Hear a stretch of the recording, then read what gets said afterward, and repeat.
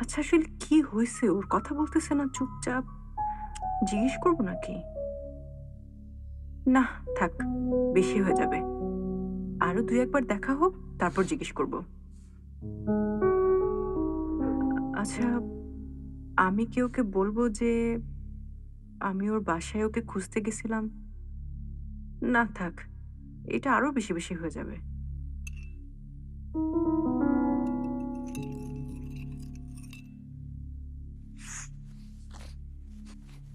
আমি যাই, আমার টিউশনি আছে। ও সরি। তোমার সময় ইটস নষ্ট ওকে। করলাম। না, রাস্তায় দাঁড়াই ছিলাম। তুমি ফ্রি আছো কবে? সারাদিনই ফ্রি। পরশুদিন বিকালে কি করতেছো? আ পরশুদিন বিকেলে টিউশনি আছে, বোধহয় করব না। তাই? চলো দেখা করি। চলো, তোমার অফিস নাই?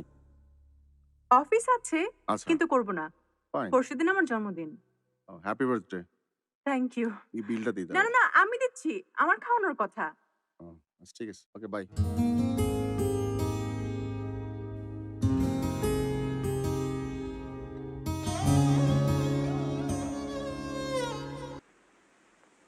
আম্মু আমার রেখে চলে গেল।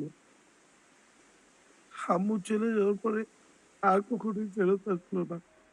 থাকলাম আব্বুর কাছে। আব্বু সবসময় ভয় পেয়ে গেল। আমার ফ্যামিলি ছিল, আমার দুটো বন্ধু, আমার আবির, আমার সাব্বির।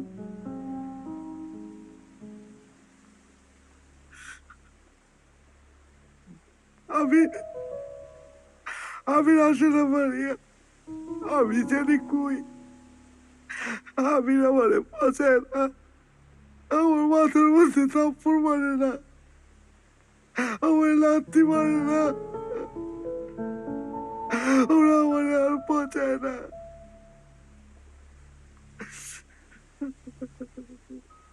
ম্যাক, আবির আমারে কত থাপ্পড় দিত, ম্যাক, লাথি মারতো, আরে এখন বোকা, আর পারে না।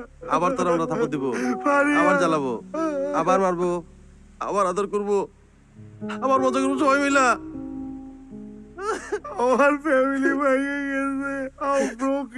পারিয়া আমার ফ্যামিলি কেন?